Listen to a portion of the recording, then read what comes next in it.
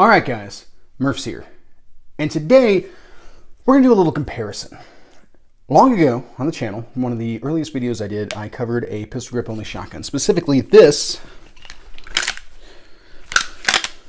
Sears Model 200 Frankenstein, which if you're interested in that, go ahead and check out the link in the description. And in that video, I mentioned doing a comparison between pistol grip only shotguns and a conventionally stocked shotgun. Now, at the time, I had never done a comparison video, couldn't really rationalize how I wanted to do it in my mind, nor did I really have a space that I felt like suitable to attempt to do a comparison in. So that video idea just kind of sat on the shelf for a little while up until now.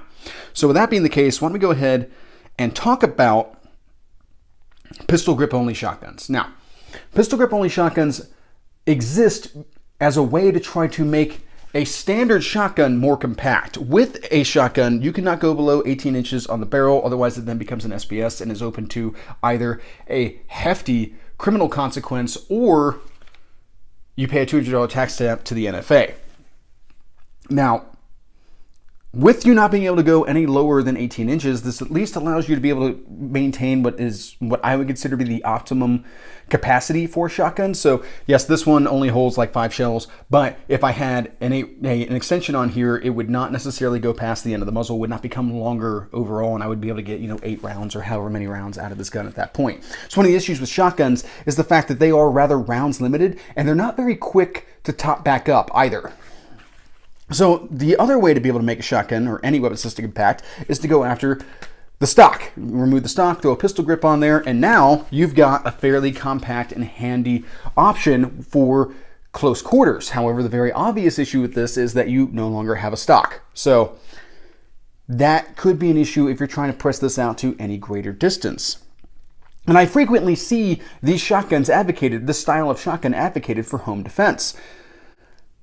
But there's a couple things that come along with this. So I've been in gun shops, and I remember years ago, a pregnant lady walked in, she wanted something for home defense, and she wound up leaving with a pistol grip only shotgun. I have a friend of mine who owns a Mossberg Shockwave. I've known 2 other guys who own the Shockwave. I have not seen any of these people at the range with that shotgun. The only time I've seen, whenever we're talking about like dynamic professional use, the only time that I see pistol grip only shotguns come out is for like breaching. And that's so that you can have a fairly compact thing that you can tuck out of the way after you're done breaching and then go back to your primary firearm or something along those lines. Because I do think if you're going to use a shotgun to breach, it should be a dedicated breaching shotgun instead of trying to do like progressive load or something along those lines. You can do that. That is one of the advantages of having access to this magazine tube in that way, that you go ahead and just pop a breaching load in there and 1 or 2 breaching loads in there, but then you have those breaching loads in the way that you're going to have to shuck out of the way in order to be able to get to buckshot slugs, whatever it is that you need for your particular situation. If you're talking about like the police type use, you might also be needing like less lethal options, which having a dedicated less lethal shotgun is much better than having something that you're loading less lethal into and then also loading lethal options into. Like that's a stutter step that you don't want to get into, and I don't want to go any further down that particular rabbit hole. I've covered that previously, link in the description. Now, I never see these guns at the range. That's where I left off at. People buy them, but I sure don't see them shooting them. And if you're talking about using something for self-defense, you had better be shooting and training with it. Now, why don't you often see these at the range? Well, because they're actually kind of uncomfortable to shoot. The issue here is that a shotgun is a fantastically powerful option with the right loads and all that kind of stuff. However, when you remove the stock, it's no longer your shoulder and then like your body that's absorbing that recoil. It becomes your hand, your wrist, your elbow, all that kind of stuff are now a part of the recoil management process. And that is very difficult for some people. I have seen a ton of videos of somebody shooting a pistol grip only shotgun and it flying out of their hands over their shoulder in the best case scenario. In the worst case scenario, they wind up getting popped in the face with it. So it's kind of like going along the route of, well, yes, it's very powerful, fantastic. Well, so is a 44 Magnum, but I would not necessarily recommend a 44 Magnum as a defensive option against people, primarily because first off, people don't train enough with their defensive firearms. They don't train enough with their defensive loads, especially whenever it is that you're talking about 350, like the Magnum loadings in general. And there's a very high probability that in a high-risk situation, in a high-intensity situation, that they're going to miss their first shot. Now they have to recover that recoil to be able to get back on target, where somebody with a semi-auto with higher capacity and a smaller caliber is ripping rounds at them. That's not a very positive thing. It's the same type of thing with this, especially since this one in particular is a manually cycled action. So you can't even necessarily shoot it as fast as a semi-auto, and you could be throwing shots willy-nilly all over the place. Potentially disastrous in a self-defense situation if you go killing the wrong person. That turns you into a felon at that point. Now that is why I added this laser light combo on here.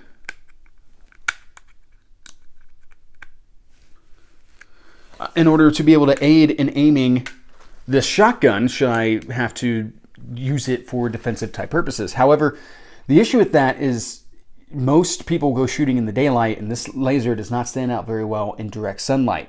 This is a great option whenever it is that you're talking about home defense and stuff like that, and definitely helps with the engagement process with this particular shotgun. So,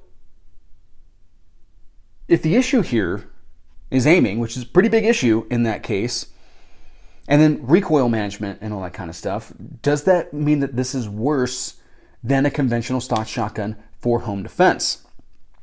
Well, if you talk about it purely from an ammunition standpoint, and that subject will come back up before this is all said and done, kind of.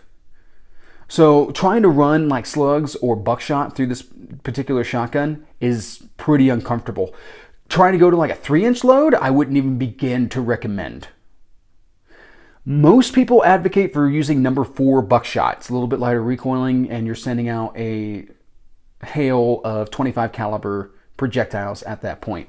That's not my favorite. Those are kind of small caliber projectiles, and they're not necessarily the same 25s that you would get out of like a 25 auto or something along those lines. They're not designed in the same way.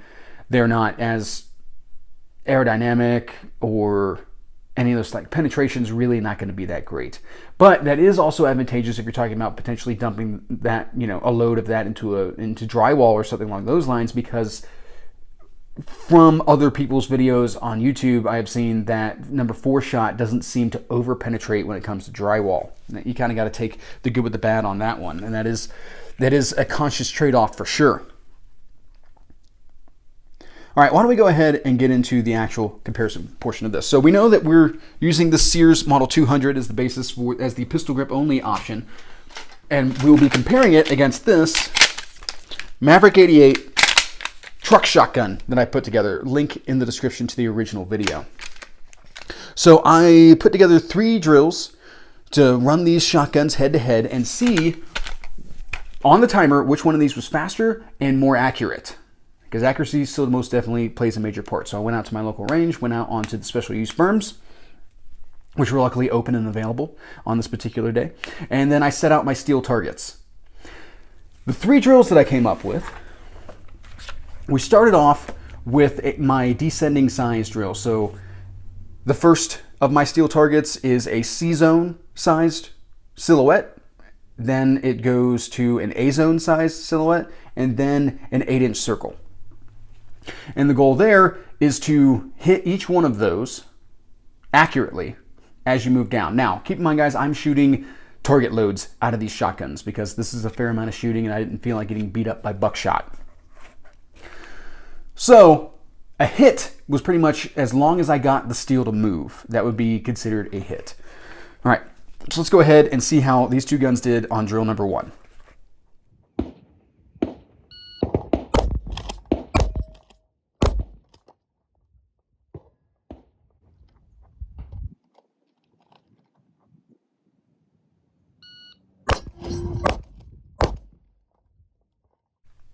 All right, as we saw in drill number 1, the pistol grip only shotgun pulled in a 2.92, and the standard shotgun arrangement here, this Maverick 88, did it in 2.19. However, I missed one with the Maverick 88, and I had all hits with the pistol grip only shotgun. That's a surprise right there. You would have guessed the opposite. At least I would have guessed the opposite. So what are things that I noticed there? Well, I honestly don't even know what to say about those particular results. It's kind of setting a trend early on as it would turn out. A little bit of foreshadowing there for you. of course, I'm shooting light target loads, so I had no real issue with being able to kind of transition across, and I was able to get pretty decent hits on that steel as well. And there wasn't a whole lot of ambiguity as to whether or not I hit it. Whereas with this shotgun, I definitely felt like I managed the recoil better. It felt much smoother to be able to transition across those targets, especially because I'm running it more like a rifle, which is something that I'm classically more trained with than I am with a shotgun. So, that was drill number 1. Now let's go ahead and talk about drill number 2. For drill number 2, it was 3 rounds on the C-zone steel as fast as I could get those hits. All right, so let's see how that went.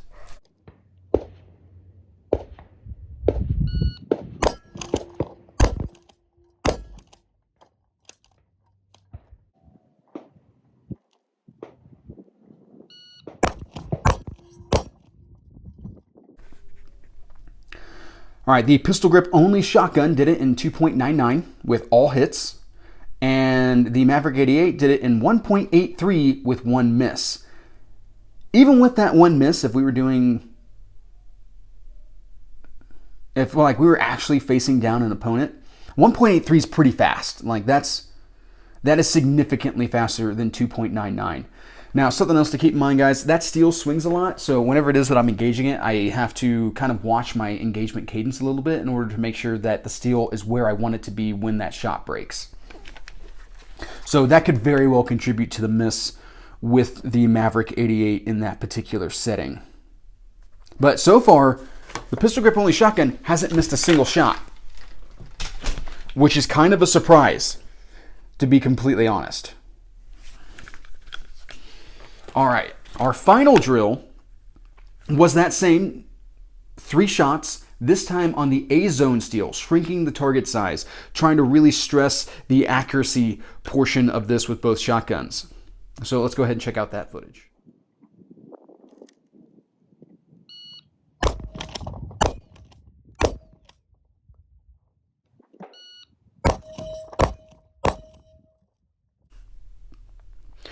All right. The pistol grip only shotgun did that drill in 2.73, and the stocked shotgun did it in 2.12. Both of which, both shotguns had all 3 hits. That's what I'm trying to say. Okay, so here we see yet again, the stocked shotgun is faster, but the pistol grip only shotgun is still as accurate. Now, we have still, in the last 2 drills, we've had almost a second difference, if not a little bit more than a second difference between both shotguns. Does that really count? For the purposes of evaluating the differences between these 2 guns, yes. And the stocked shotgun is most definitely faster. What I find interesting so far is that this shotgun appears to be no less accurate. So definitely slower, and I'm having to take more time to get on my sights.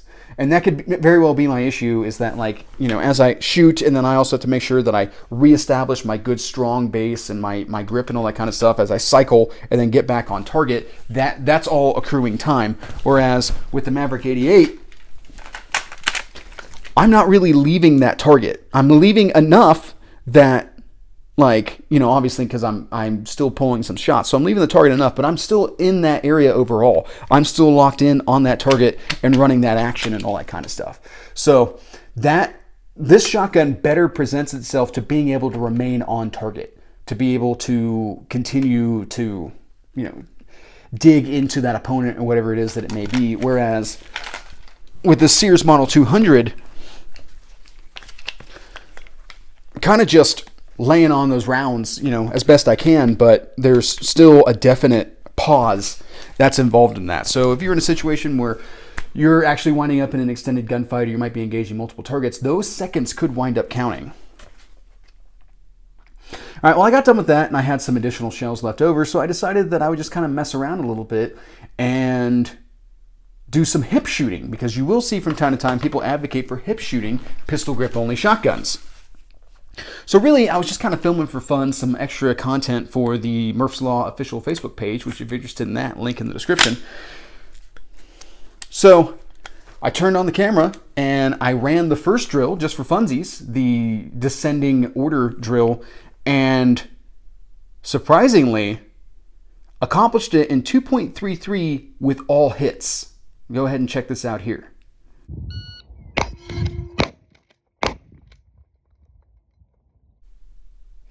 So like I said, guys, 2.33. That was faster than when I was trying to aim. Still slower than the Maverick 88, but pretty quick. Like there's less of a disparity between those times with this shotgun being shot from the hip, and it was done so accurately. All hits. I was very surprised. So at that point, I decided, like, well, now this is going to be an entry in this video. We're going to discuss this more fully. So I ran the second drill, the 3 rounds on the C-zone target. And we'll go ahead and check that out here.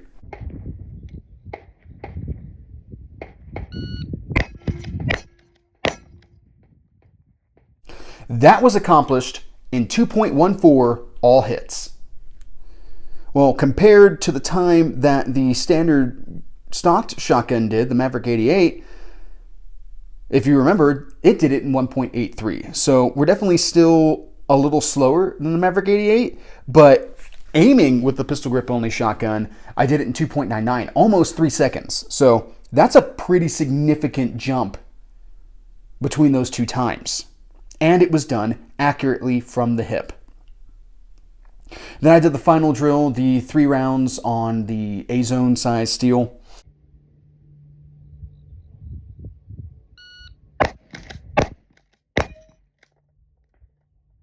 And that was done in 2.19, and I finally got a miss. Now keep in mind, guys, those two targets, that C-zone and that A-zone, are literally just supposed to replicate the C and A-zone on like an IDPA or IPSC target or something along those lines. That's not even a full-size man. So if you're talking about hip shooting this gun at the distance of a room, which is pretty much where we were shooting at, it would be accurate to do so indexing off of your body, which, I mean, that's not necessarily out of this world. For years prior to, you know, optics and lasers and laser aiming, infrared laser aiming modules and all that kind of stuff, low light night fighting, or low light or night fighting was still a thing, and there were a lot of different techniques that were taught for being able to teach soldiers and police officers how to fight in the dark, including indexing off of the body whenever it is that you're doing that type of shooting, because you will square up to an opponent if you can see them. Now, this is an example of low probability shooting, and I am not an advocate for low probability shooting in most circumstances. There is a time and a place for low probability shooting, but you should not be planning on low probability shooting, and that's the difference right there.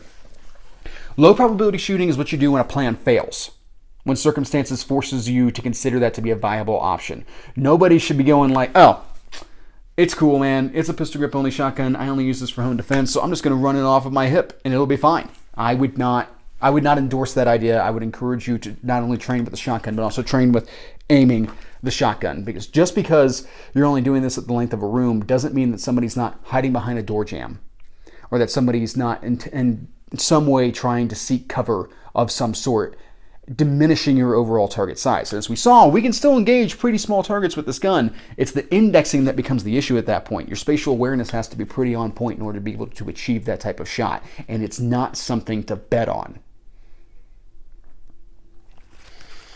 All right, guys, based on this shooting, what are my takeaways? What are my conclusions here? So I will say that, especially after the hip shooting, I am forced to take this shotgun a little bit more seriously than I was previously. So I was considering getting rid of this pistol grip setup and throwing a stock on this and just having another handy little, 18-inch barreled defensive shotgun. At this point, I now have to more seriously consider perhaps just keeping this gun set up exactly as it is to have a more mobile home defense option in the home. So I definitely have to rethink that. But there's one really important thing, and like I said at the beginning, we're going to come back to, is ammunition. This was shot with light target loads, under 1,200 feet per second. The recoil in this was exceedingly manageable. I believe that if I threw buckshot into this shotgun, that there would be a wider disparity between how this performed and how this performed.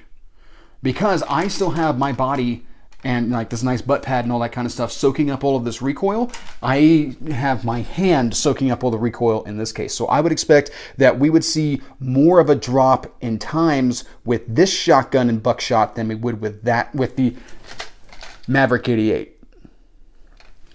Now, if you guys think I'm wrong or would be interested in seeing that type of test performed, let me know in the comments section and we can arrange it. All right, guys, I think that pretty much covers my thoughts on this particular subject. I hope you guys found this interesting, and that's pretty much what I got.